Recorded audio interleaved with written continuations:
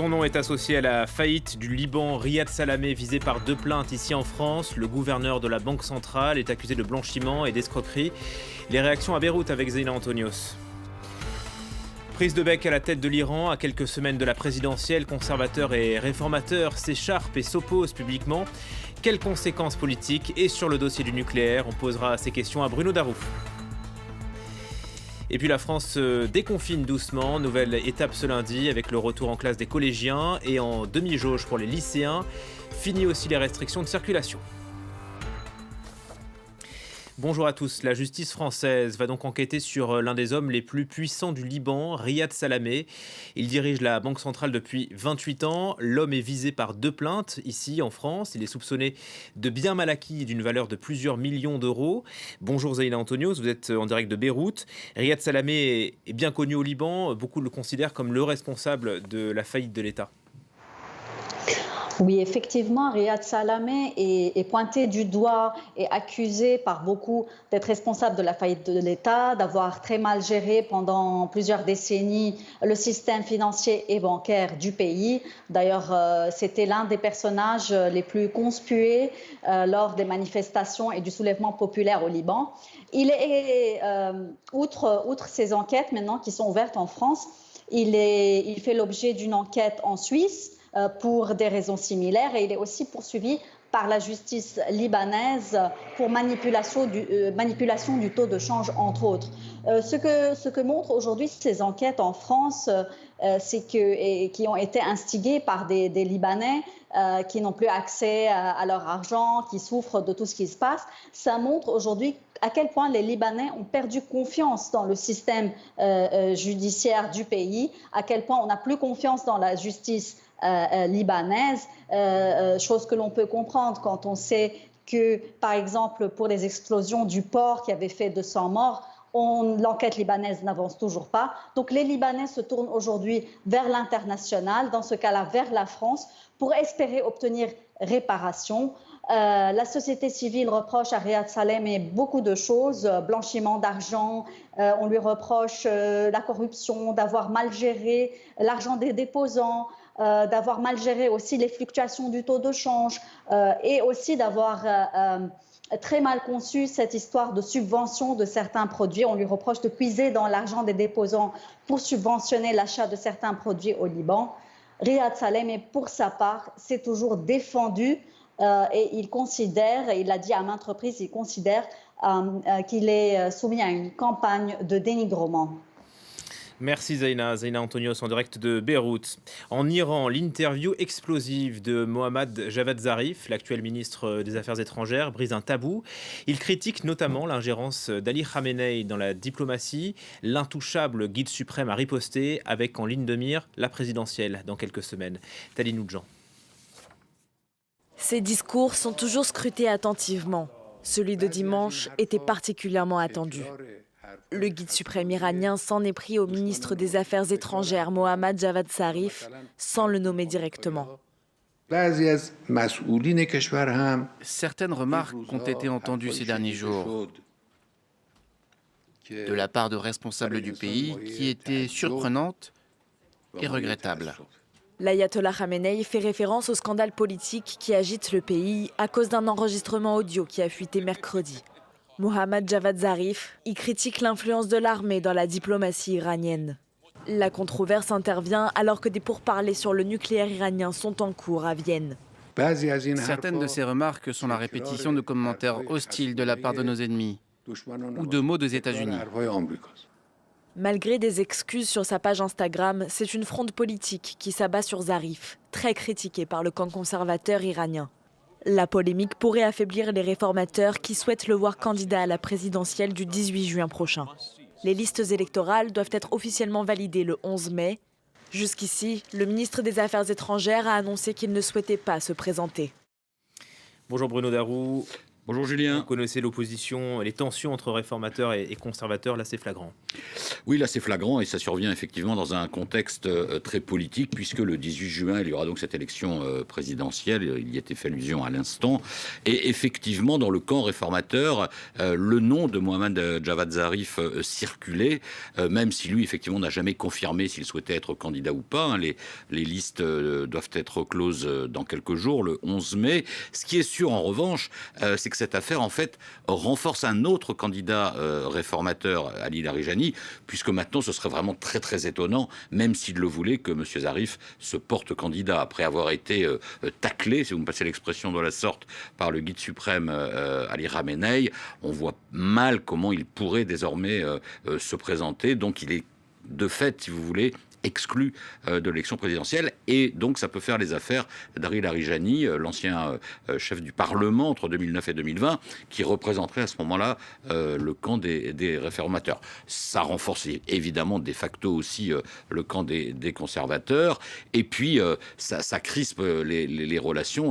Là, c'est une des rares fois où on voit un peu au grand jour les luttes d'influence et de pouvoir entre les conservateurs, notamment incarnés par les gardiens de la Révolution, et les réformateurs, puisque dans cette interview qui ne devait pas être diffusée tout de suite, eh bien, Mohamed Javad Zarif critique celui qui est désormais considéré comme un martyr, qui était le chef de la force Al-Quds, qui a été assassiné par les Américains en Irak, Qassem Soleimani. Et ça, évidemment, en Iran, dans le régime iranien, c'est une faute qui risque de lui coûter cher. On verra bien d'ailleurs s'il peut conserver son poste de ministre. Et les deux camps aussi, Bruno, s'opposent sur les négociations autour du nucléaire iranien, ce dossier que l'on suit depuis des années maintenant. Et ça peut avoir des conséquences aussi ? Ça peut avoir des conséquences parce que Mohamed Javad Zarif est donc encore aujourd'hui ministre des Affaires étrangères, donc il participe aux négociations actuelles, et il est évidemment dans le camp des réformateurs, donc vers une approche plutôt à l'apaisement avec les États-Unis. Alors, est-ce que ça veut dire que s'il était, pour l'instant évidemment il faut rester très prudent, s'il était affaibli ou voire écarté, ça renforcerait le camp des conservateurs, y compris dans cette négociation avec les États-Unis? Dans ce cas-là, évidemment, ce ne serait pas bon pour le retour à la normale concernant l'accord sur le nucléaire de 2015. On n'en est pas là, mais ce qui est sûr, c'est que dans sa position de négociateur, M. Zarif aujourd'hui est quand même affaibli. Donc il faudra voir quel impact ça aura sur ce dossier qui, pour l'instant, rappelons-le, est quand même dans une forme d'impasse, puisque que ce soit côté américain ou côté iranien, personne n'accepte de faire le premier pas pour un apaisement et donc une progression sur le dossier. Les retrouvailles, on en est encore loin. Merci beaucoup Bruno. Le coronavirus en France, c'est un nouveau pas qui a été franchi vers le déconfinement. Depuis ce matin, fini les restrictions de circulation. Les Français peuvent de nouveau circuler entre régions. Ce lundi marque aussi le retour en classe des collégiens et en demi-jauge pour les lycéens. Cela fait un mois qu'ils n'étaient pas retournés en classe. Sophie Piard. Premier jour de classe pour ces collégiens de la Marne. Et comme toujours, on ne lésine pas sur le gel. Le spray le matin en arrivant. Et puis avant d'aller manger, pour les élèves. Après les vacances et les cours à distance, les jeunes retrouvent leur établissement. Un retour en classe plutôt bien vécu par ces élèves de 3e. Moi, je suis contente parce que c'est plus pratique. Enfin, c'est plus facile d'apprendre en cours que chez nous. J'étais resté enfermé chez moi et je sortais très peu. Donc oui, ça fait du bien de retrouver ma classe. Pour certains cours, je voyais que je décrochais un petit peu, donc j'ai mieux d'être en présentiel. Ici, tout le monde reprend vite ses habitudes, notamment pour le protocole sanitaire. Pour nous, rien n'a changé. C'est toujours la même chose. On met du gel hydroalcoolique quand on rentre en classe, on porte le masque toute la journée et on ouvre les fenêtres. Dans ce collège de 412 élèves, seuls 6 cas de Covid ont été enregistrés depuis septembre. Des autotests sont en cours de livraison. Ce sont des autotests pour le personnel à raison de 2 par semaine. Alors plutôt un premier test en début de semaine et le deuxième autotest en milieu de semaine. Pour d'autres collégiens en France, changement d'organisation. Dans ces 15 départements où le virus circule le plus, les élèves de 4e et de 3e travailleront en demi-jauge. Exemple dans ce collège de Marseille, où les professeurs ont dû plancher pour s'adapter. Honnêtement, on va voir, c'est nouveau. Donc on va essayer de faire au mieux pour faire quelque chose de clair et de suivi avec les élèves. Pour la direction, l'essentiel est que tous les élèves bénéficient des mêmes chances. Ils sont là un jour sur deux et en fait, après, on a une organisation où on inverse entre semaine A et semaine B de manière à ce qu'on puisse respecter le principe d'équité. Ce travail en demi-jauge existe depuis plusieurs mois dans les lycées français. Dans tous les établissements, la classe fermera dès le premier cas positif de Covid. Et en Grèce, ce lundi, ce sont les terrasses qui rouvrent. Après 6 mois de fermeture, la situation sanitaire s'améliore un peu et les Grecs en profitent en ce lundi férié.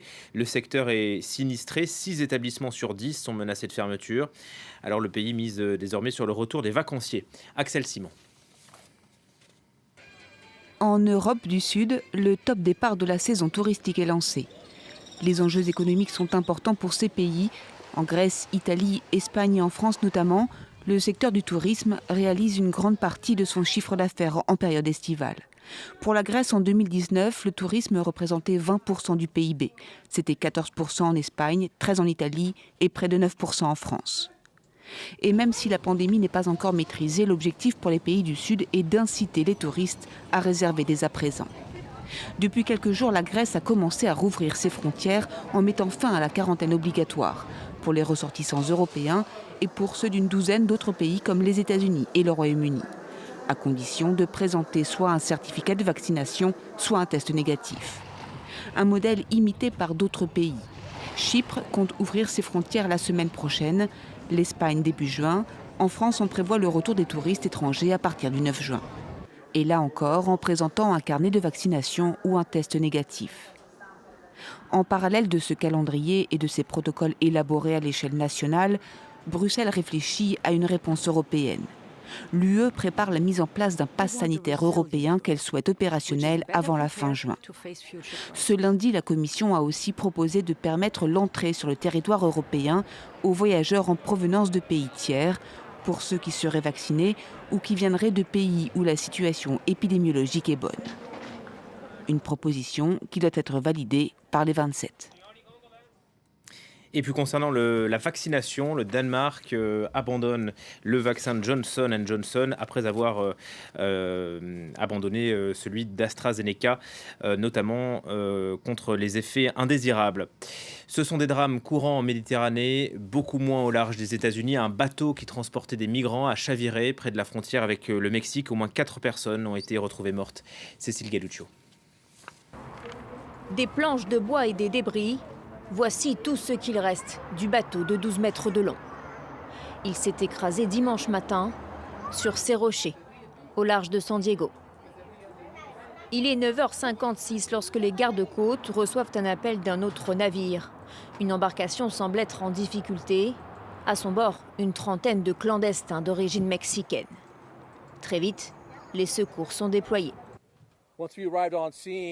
Une fois arrivé sur les lieux, le bateau avait été brisé. Il y avait des gens dans l'eau qui se noyaient, qui se faisaient aspirer par le courant. Pour tenter de sauver leur vie, les occupants du navire sont contraints de sauter à l'eau. Mais les conditions météorologiques sont difficiles. Des vagues de plus de 3 mètres, un vent glacial et un courant fort. Surtout, ils ne sont pas équipés pour affronter une mer déchaînée. Ces passeurs ne se soucient pas des gens qu'ils exploitent. Tout ce qui leur importe, c'est le profit. Ces gens ne sont que des marchandises pour eux. Et vous pouvez le voir à la façon dont ils les traitent. Un équipement de sécurité inadéquat et un navire vraiment mal équipé. 4 personnes sont mortes. Les survivants, en hypothermie, sont hospitalisés.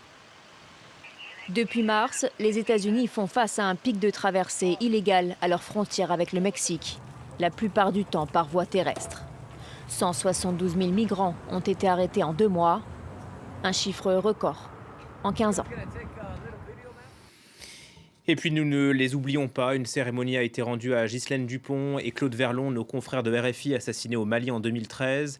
Hommage à l'occasion de la Journée mondiale de la liberté de la presse. Le nom de Camille Lepage a également été cité. Cette jeune photojournaliste tuée en 2014 en Centrafrique. Leurs proches réclament justice et un débat public au Parlement sur le secret défense qui entraverait l'enquête sur la mort de ces journalistes.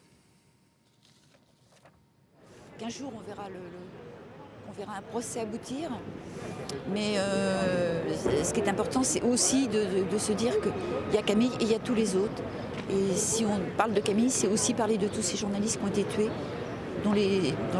sans être jugés, sans rien par la suite. Depuis le début, et cela va faire bientôt 8 ans, l'association se bat pour que l'usage du secret défense, en particulier par les autorités militaires, puisse être levé afin que nous connaissions la vérité sur les conditions de ce crime. Et c'est la fin de ce journal. L'info se poursuit sur notre site france24.com. On se retrouve dans un quart d'heure.